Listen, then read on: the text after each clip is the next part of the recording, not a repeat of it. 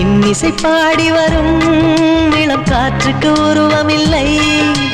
காற்றலை இல்லை என்றால் ஒரு பாட்டொலி கேட்பதில்லை.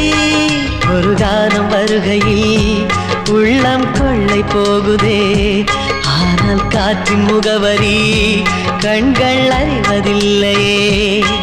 இந்த வாழ்க்கையே ஒரு தேடல் தான், அதை தேடி தேடி தேடும் மனது தொலைகிறதே.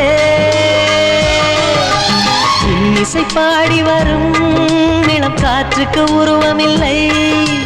காற்றலை இல்லை என்றால் ஒரு பாட்டொலி கேட்பதில்லை.